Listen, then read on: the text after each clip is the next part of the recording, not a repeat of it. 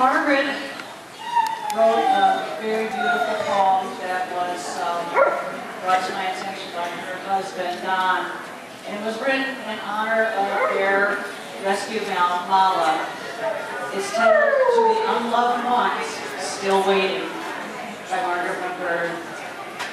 You may be missing an eye or a leg.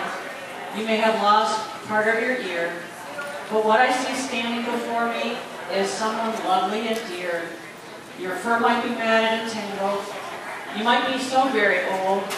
But what I see standing before me is someone with a sweet, precious soul. You might be sick and dying inside because no one took time to care. They had plenty of money for all of their fun, but none for you to spare. Because of all the trials in your life, the light of hope has dimmed in your eyes. You have walked so many miles, had too many cries, and not enough smiles. Your big, gentle heart had been broken again and again and again. You stopped hoping a long time ago if it would ever even end. But I can tell you that despite your sad plight, there glows a dim but promising light. And what I see standing before me is a still, trusting, beautiful sight. Come home with me, my dear loved one, and together we'll have fun. I will bind up your wounds, nourish your body, and you can run again and play in the sun. I make a solemn promise to you that you will never again be alone. I love you, and I am so very glad that today you've come home. Thank you. Owned by Carol Genuzi.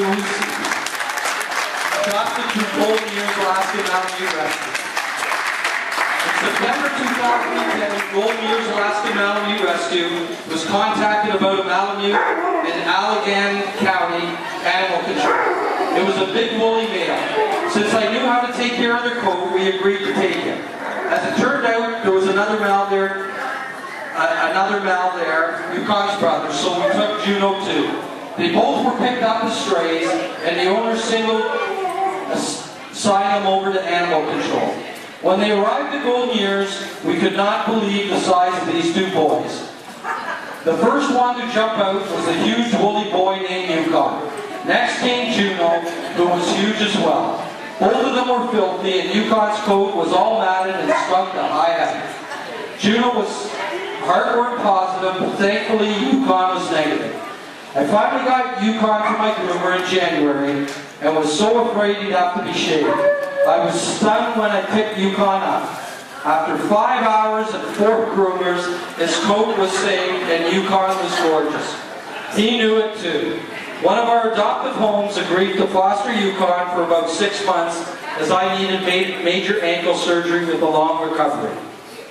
Yukon had 2 Siberians and a female Mal to play with, and lots of kids would play with them too. I just knew my late woolly boy Talk had a paw in bringing Yukon to me. He needs lots of obedience work, but he's smart. He's the first Mal I've ever had that thought the treat closet was the one with the paper towels, toilet paper, Kleenexes, and dinner napkins. No paper product is safe from his determination to eat it. My goal is to get him certified as a therapy dog so we can visit local children's hospitals since Yukon adores kids.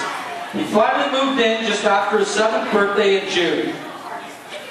My 11-and-a-half-year-old girl, Makuyi, loves him, and Squeaker, my 17-year-old cat, had Yukon trained quickly as to who rules the couch.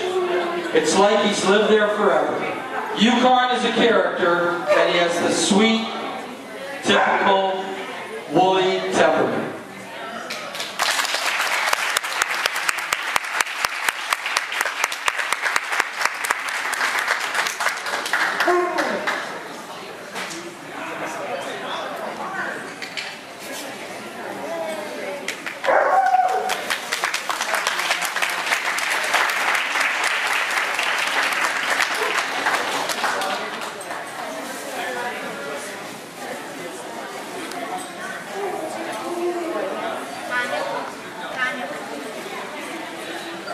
Okay, ladies and gentlemen, let's have a of applause for the Parade of Rescue.